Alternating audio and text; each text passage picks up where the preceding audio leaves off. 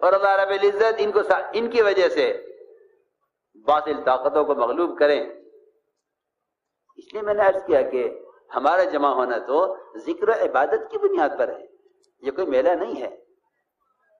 یہ کوئی میلہ نہیں ہے کہ اس میں بازاروں کی طرح تصویریں لی جائیں اور بازاروں کی طرح اس میں آدمی غافل ہو کر رہے. یہ کوئی میلہ نہیں ہے. اتنی بڑی تعداد کا دعوت عبادت کی نسبت پر جمع ہونا، یہ اللہ رب العزت کی طرف سے ایک بہترین موقع ہے. اگر اس موقع کو سے فائدہ اٹھایا گیا تو یہ دعوت بہت تربیت کرنے والی ہے، اور اگر اس موقع کو ضائع کیا گیا تو اللہ رب العزت اس موقع کو ضائع کرنے والوں سے بھی، جب اللہ تعالی وہ دنیا جس سے اللہ کو نفرت ہے، جب اس کے ضائع کرنے پر حساب ہے، اس کے ضائع کرنے پر حساب ہے، تو جو دین اللہ کو محبوب ہے اس دین کے ضائع کرنے پر کتنا سخت حساب ہوگا. اس لیے میرے عزیز دوستو بزرگوں، میں نے عرض کیا کہ اس بات کو غور کرو کہ دعوت کی سنت کیا ہے. اس پر غور کرو کہ دعوت کی سنت کیا ہے. دعوت کی سنت یہ ہے کہ بات کو دھیان سے سنو اور اس کی خود جا کر دعوت دو. اس کی خود جا کر دعوت دو. میں آپ سے قسم کھا کر کہہ سکتا ہوں کہ مسلمان اپنی ذات، اپنے جسم کے استعمال کے علاوہ اگر کسی اور ذریعے سے دین کے پیغام کو پہنچانے کو دعوت سمجھتا ہے تو یہ دعوت کے دینے کا، پہنچانے کا نبوت کا طریقہ نہیں ہے.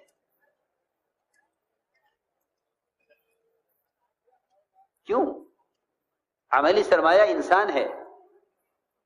یقین اور اندر کی مایا اس کے اپنے بدن کے استعمال سے بنے گی. خارجی چیزوں کے استعمال سے نہ کبھی دین قائم ہوا ہے نہ آئندہ کبھی ہوگا.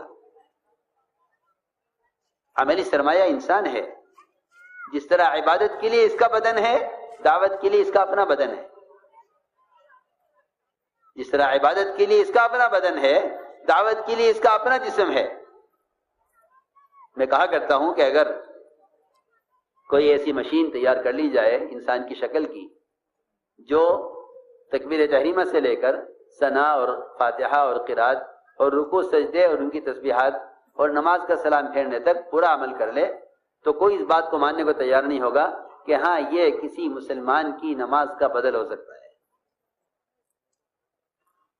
موٹی سی بات، کوئی اس بات کو ماننے کو تیار نہیں ہوگا. جن عبادت میں تیرے بدن کا کوئی متبادل نہیں ہے، تیرے جسم کے استعمال کا نام نماز ہے، خدا کی قسم تیری ذات کے استعمال کا نام دعوت ہے. تیری ذات کے استعمال کا نام دعوت ہے.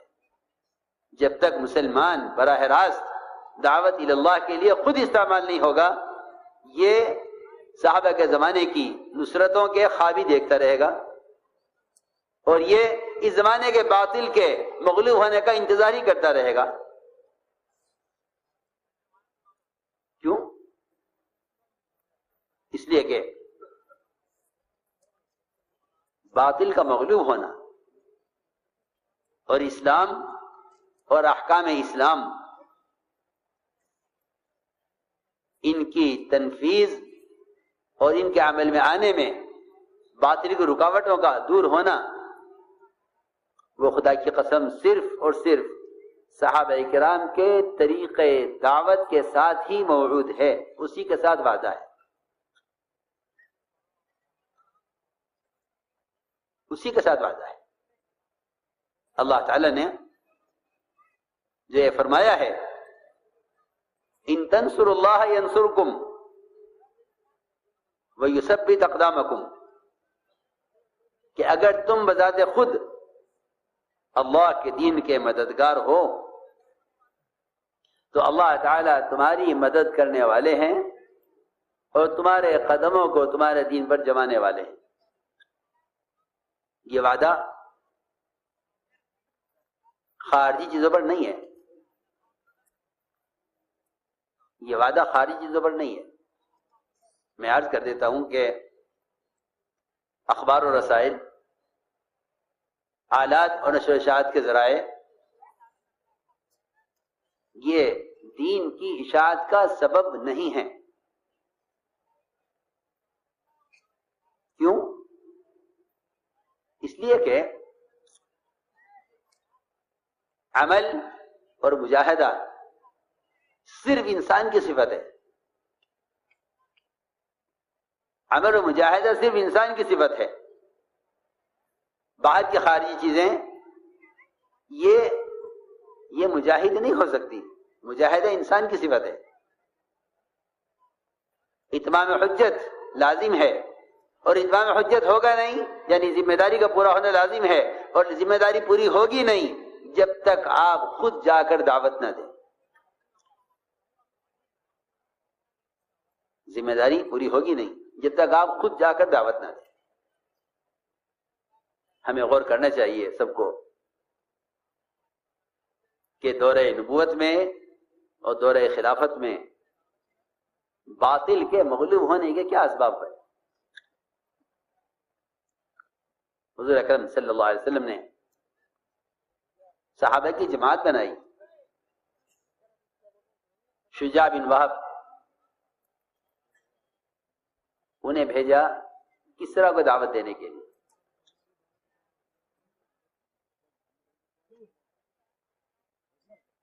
خط بے شک آپ نے دیا، لیکن یہ تحریر اور یہ خط بطور ثبوت کے تھا. جماعت کا بھیجنا بطور اتمام حجت ذمہ داری کے ادا کرنے کا تھا. یہ جماعت یہ گئے، یہاں تک کہا گیا کہ لائیے آپ کا خط ہم پہنچا دیں گے کسرا کو. انہوں نے کہا کہ نہیں، یہ نہیں ہو سکتا، میں خط خود دوں گا. حالانکہ اس زمانے میں ڈاک کا نظام تھا. ایک منزل سے دوسری منزل گھوڑے دوڑائے جاتے تھے رسائل اور پیغامات پہنچانے کے لیے. لیکن فرمایا کہ نہیں، میں یہ خط خود جا کر دوں گا. اس لیے کہ صحابہ کرام کا کہنا یہ تھا کہ ہمیں تمہاری طرف، تمہیں اس گمراہی سے نکالنے کے لیے اللہ نے ہمیں بھیجا ہے. یہ اس زمانے میں سوچ ہی نہیں تھی کہ کوئی اور بھی ذریعہ ہو سکتا ہے دین کو پھیلانے کا. کیوں فرماتے تھے کہ جب دعوت نبوت کے طریقے پر اور دعوت صحابہ کے طریقے پر آئے گی تو اللہ تعالی آواز کا پہنچانا اپنے ذمے لے لیں گے. اللہ آواز کا پہنچانا اپنے ذمے لے لیں گے. اور یہ وجہ تھی، یہی وجہ تھی کہ عمر رضی اللہ تعالی عنہ جمعہ کے خطبے میں کہہ رہے ہیں یا ساریۃ الجبل، اور وہاں ساریہ کوہ عمر کی آواز پہنچ گئی، اس پر عمل ہو گیا، اس پر فتح ہو گئی. ایک باپ مدینے میں رہ کر مشرکین کے علاقے میں دار کفر میں اپنے بیٹے سے کہا کرتے تھے کہ بیٹے صبح صادق ہو گئی ہے، فجر کی نماز پڑھ لو. بیٹے کو مشرکین کی قید میں اندھیری کوٹری میں باپ کی آواز پہنچ جایا کرتی تھی اور وہ نماز ادا کر لیا کرتا تھا. یہ تھی اصل بات. تو میں نے عرض کیا کہ کسرا کو دعوت دینے کے لیے آپ نے جماعت بھیجی، صحابہ کو بھیجا. انہوں نے صاف انکار کر دیا شجاع بن وہب نے کہ نہیں، میں خط خود دوں گا. خط دیا، اس نے خط کو لے کر پھاڑ دیا. مجھے یہاں ایک بات عرض کرنی ہے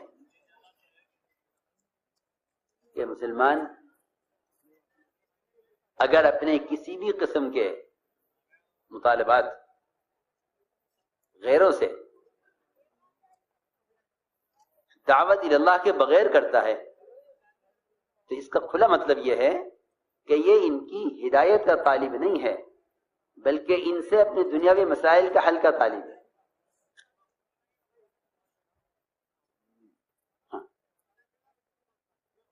اس پر مدد نہیں ہوگی. نہ آپ کے دنیاوی کاموں میں مدد ہوگی اور نہ آپ کے دینی مسائل میں کوئی مدد ہوگی، بلکہ مسلمان یوں کہ اگر ہار کر بیٹھ جائے گا کہ ہم اقلیت میں ہیں، حالانکہ مسلمان کی ہزیمت اقلیت کی بنیاد پر کبھی نہیں ہوئی۔ صحابہ خود فرماتے ہیں کہ ہم اقلیت سے مغلوب نہیں ہوں گے اور ہم ہتھیار کی کمی سے مغلوب نہیں ہوں گے۔ کیوں؟ اس لیے کہ ہمارے پاس غالب آنے کے لیے دین ہے، ان کے پاس غالب آنے کے لیے مادہ ہے، دنیا کی چیزیں ہیں۔ تو یہ یہاں مایوس ہو جائیں گے کہ ہم کچھ نہیں کر سکتے، ہم اقلیت میں ہیں۔ ان کے معابد، ان کے اسلامی احکام اور فرائض یہ اس درجہ متاثر ہو جائیں گے کہ یہ اس بات سے مایوس ہو جائیں گے کہ بھئی اس زمانے میں تو مسلمان اسلام پر چل نہیں سکتا۔ میں تم سے کھول کے کہہ رہا ہوں، وجہ اصل یہ بنی کہ اللہ رب العزت نے جس ضابطے پر اور جس کام پر مدد کا وعدہ کیا تھا، اس نے سب سے پہلے اس کام کو چھوڑا ہے۔ اس لیے کہ صاف فرمایا قرآن میں، ان تنصروا اللہ ینصرکم، یہ شرط ہے قرآن میں، اگر تم اللہ کے دین کے مددگار